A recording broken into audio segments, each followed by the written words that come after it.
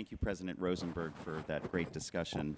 It is now my pleasure and really honor to introduce a good friend and colleague, Emily DeRocco. Emily is former Assistant Secretary of Labor for the Employment and Training Administration at the Department of Labor and is currently Director of Education and Workforce for the Lyft Manufacturing Institute. She's also Director of the National Network of Business and Industry Associations, which also just released a report on challenges and solutions for registered apprenticeships.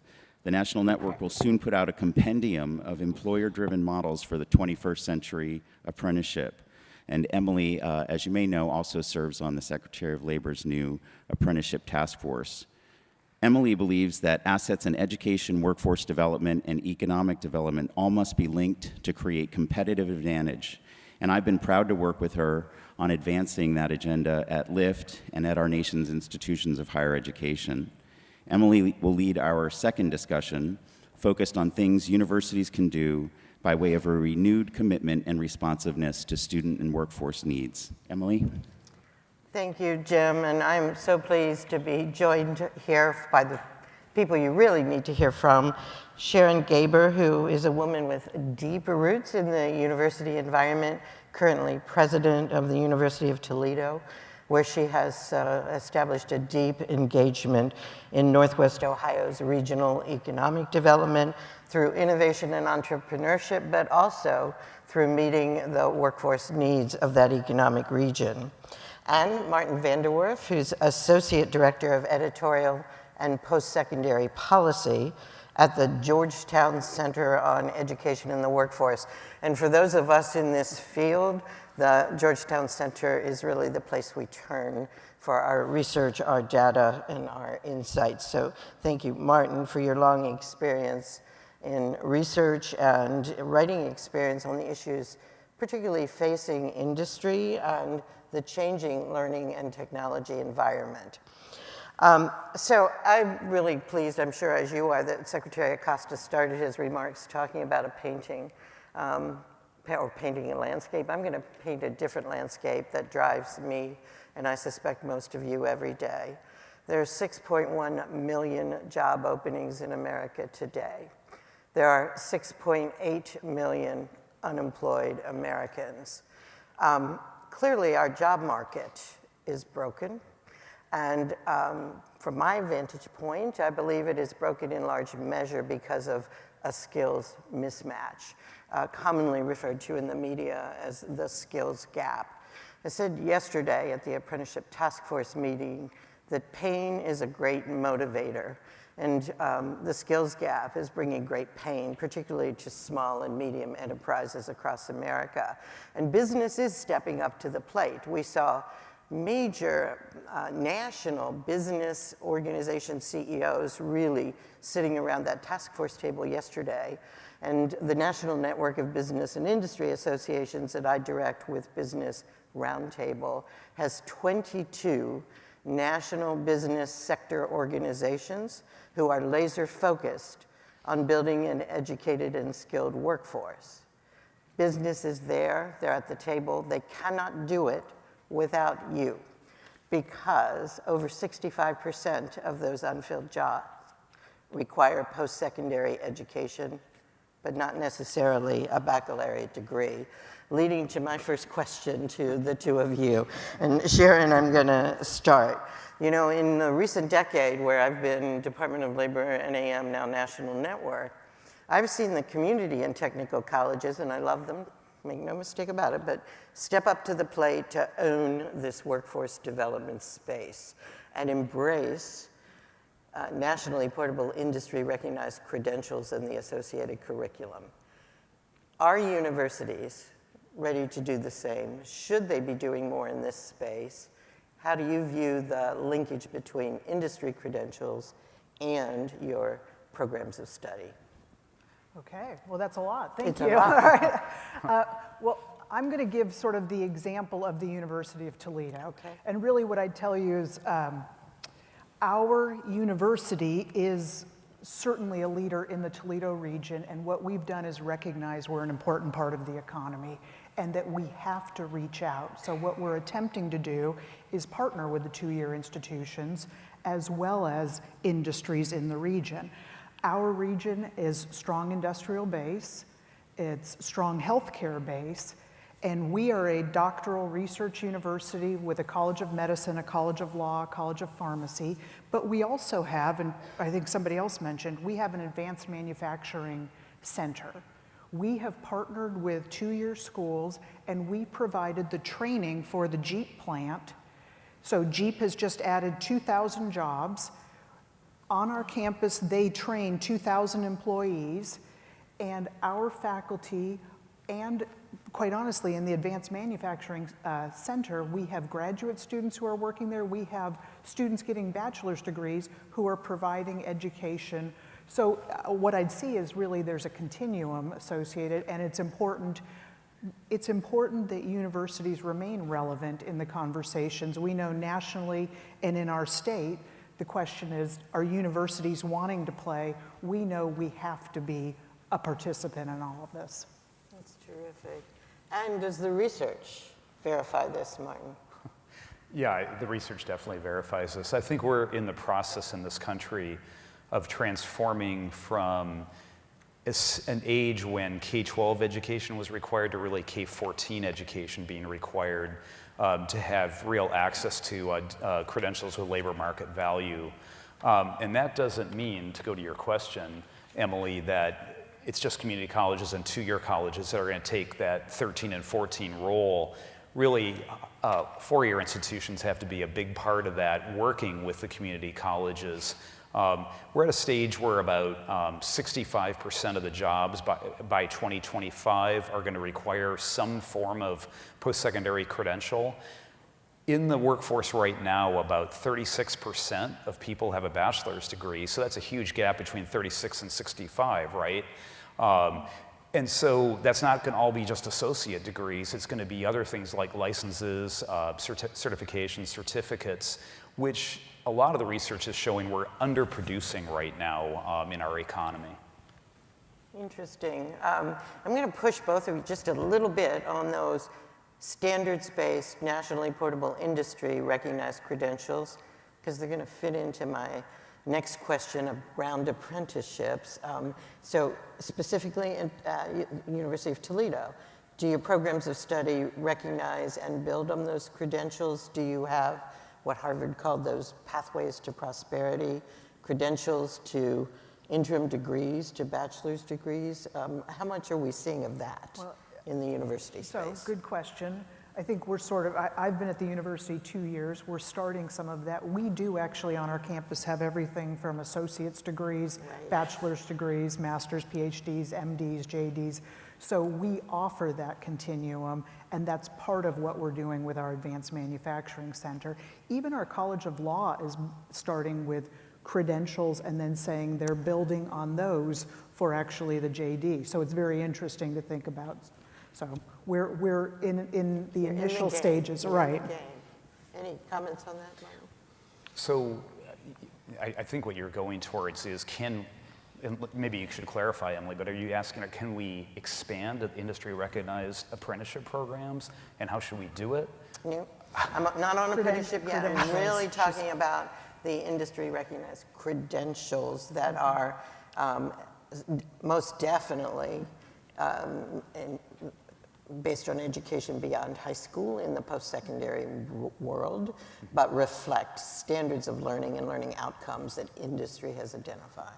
Yeah, I was thinking about your opening remarks, and you were saying we have 6.1, 6.8, the mismatch between job openings and unemployed people. And I think we're in a transition period in the workforce right now where there's a lot of just disconnect between what industry wants, and industry says they want a lot of qualities in their employees, although in some cases they have a hard time identifying what combination of skills they're really looking for. If they're looking for somebody with technical skills, are they looking for somebody with just those skills, or a combination of those skills and ability to work in groups and that sort of thing? And there's always this talk in polls that show that employers are not getting the kinds of employees that they want.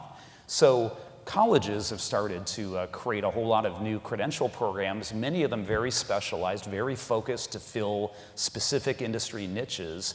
And then when colleges graduate those students, industries say they don't understand what exactly the credential means. Right. And so there's this mismatch, there's this jumble, and those people at the middle, that 6 million people you're talking about, I think they're kind of walking past one another in some cases. There might actually be good fits, but they're not connecting. And I think one thing that really needs to take place is there just needs to be a lot more dialogue between the business community and higher education. I think it's been lacking in many respects, with all due respect to you, Sharon, and all the presidents here, but I think that there just needs to be so much more. It needs to be engagement at so many different levels that really hasn't taken place. Right. And that national network of business and industry associations I talked about actually came together believing that their industry designed and recognized credentials were really what they needed to talk to post-secondary educators about. And that's where the integration needed to occur, not having education create conflicting or duplicative credentials. So let's talk a little bit about this future of apprenticeship, and tip of the hat to Colorado if they're still in the room, because again, that national network has released in its critique of the registered apprenticeship program really a call for a national initiative around increasing work and learn, recognizing that apprenticeship is one model of work and learn. So in that landscape, in 21st century apprenticeship models, co-op programs, and other university-driven work and learn opportunities, we think need to be very much a part of this national dialogue. And I think you heard Secretary Acosta thoughtfully suggest some of the ideas he's had in regard to university engagement. But we too believe internships can change dramatically, co-op programs can change dramatically, and all of them include the combination of instruction and applied learning, mentorship, a paid work experience, and an assessment of skills gained, the key components or tenets of apprenticeship, under this new Advanced Apprenticeship Initiative. So again, I'm going to inquire as to your university perspective on a remake, a 21st century remake of internship, co-op programs, other work and learn models that might now be embraced by this call for advancing apprenticeship. I guess what I'd start with is most of the universities that I talk to certainly subscribe to thinking about the importance of experiential education, work-based learning opportunities. And I think really, part of the conversation, and Martin just said, is what is the communication with the business or industry community? So I've had the opportunity to go out and meet at the Jeep plant. I've had the opportunity to go to Owens Corning. They have our students in there doing either apprenticeships or internships, and the conversations are really fascinating. So the takeaway for everybody is, what does the communication look like? How is your university responding? We even started something in our community, which was University of Toledo, City of Toledo. Okay, we want our students, and I think somebody in the audience talked about every student having an internship. Well, we started with the City of Toledo, which basically said, we don't have openings, we can't get new people coming in. So we started an opportunity and we said, okay, any student who wants to intern with the City of Toledo, they're going to take all of them. So history majors, sociology majors, English majors. I mean, somebody was making a comment about their degree, Spanish linguistics, I believe it was, yes.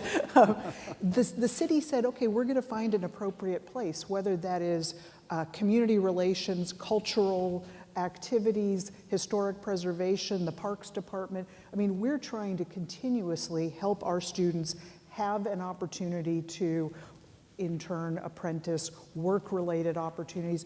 And I think every university, if they're not, they're realizing that's part of how we're continuing to help our students. Somebody was talking earlier about sort of the dichotomy between theory and the classroom. I mean, really, it's a continuous learning. And one of the conversations yesterday with the universities with med schools is a lot of med schools are now taking out lectures. It's continuous learning, small groups, and how you're, because our learners have evolved also. They haven't grown up sitting in a lecture hall. They've grown up working online, doing online programs, doing experiential education, and we're continuing to evolve to help them do that for the future. The digital native population Right. is, I think, going to force us, if we haven't looked at new work-based learning opportunities in major fields, we'll have to. And I know the APLU paper talks about the T-shaped individual, and the first panel talked about those common employability skills all being critical to this. Marty, thoughts? Yeah, first of all, I was going to say the APLU paper, if you haven't read it, you should. There's a lot of very interesting context in there. One thing I was thinking about is this very fact that we're talking about exposing students more to the workforce through internships, through co-ops, through apprenticeships, is a real good example of how quickly higher education is changing. I was thinking in my adult life, early in the 1980s, if you had a college degree, a bachelor's degree, essentially you went into the workforce and you were a boss, because more than 4 out of 5 of every member of the labor force in this country had less than a bachelor's degree. If you had that level of education, you integrated into the workforce, and usually within a year or two, you were in management because there was such a demand for people with bachelor's degrees and that level of education. However, higher education at that point in time was really so much more focused on teaching theory, history, background, and really it wasn't about integrating people into the workforce. It was knowledge for the sake of knowledge and not so much vocational. Since that period, higher education has become more and more vocational. And so to think about it, we're talking about exposing students to the workforce, what a concept. It's actually a relatively new concept for higher education. It's really so no wonder higher education is struggling a little bit to adapt to that.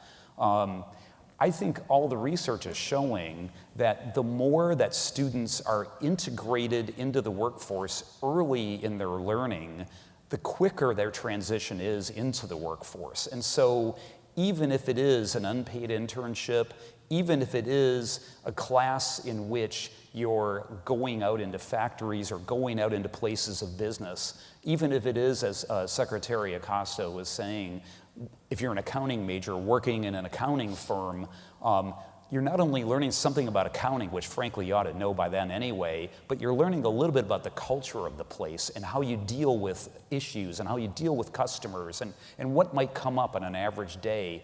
All that's just very important. But this transition stage in higher education is really relatively recent. And I would say to all the leaders out there, I know you're all worried and under a lot of stress and pressure over this. Give yourselves a little bit of a break too and understand that this is actually all pretty recent and it's going to be a process. It isn't going to take place overnight. Great. We have time for just one more question up here, so we're going to be short questions, short answers. But if, what? Oh, you want a question from the floor? Okay. All right, I'm sorry. We're going to go to a question from the floor. I see a hand right in the middle of the pack. Thank you very much. My name is Jose Sarrell. I'm Chancellor for University of North Carolina, Wilmington. In North Carolina, and in Wilmington particularly, North Carolina has a very extensive community college system, 58 community colleges, 780,000 students, and about 30% are college-bound. The other remaining are not. They are basically apprenticeship, they are truck driving, electrician training, and so on and so forth. At the university level, however, for some time now, what we've done is, how do we connect university with specific industries rising in the region or in the city? So a few years ago, we developed a program which is clinical development, clinical research, to feed the CRO, the clinical research organizations in the city. And we have about 30 of them, all the way from PPD to smaller ones. Second component of that is, more recently we have seen some major software development in the region, in the city. So we significantly put the pressure on developing more IT, IS, computer science programmers. And I can tell you, one of the companies now hires, or has hired, more than 200 of our students. Our nursing program, our N to BSN, we have a very large hospital system and hospital in the city specifically in need of 4-year degree nurses. So we have a very extensive 1,300 nurses now, our N to BSN, being developed. So I think the roles of the community college is one, and the roles of the university is another, all the way from not only enabling internships, as we also do, but also creating programs which have a direct feed into an industry of importance or a sector of importance in the geographic area. Absolutely. And in my world, what you have articulated is demand-driven education, which I'm pleased has survived for a couple of decades to Secretary Acosta, right? And the only other thing I would say is, at the outset of your remarks, if I heard you correctly, you did differentiate between university students bound for university versus apprenticeships. And I guess I would say, think broadly, because universities need to play in this new world of redefined apprenticeships, because I think we're very much in your turf. Any other comments from you folks? I agree. Yeah, I agree too. Okay, did we meet your time frames? Thank you so much for the opportunity to be here. Thank you.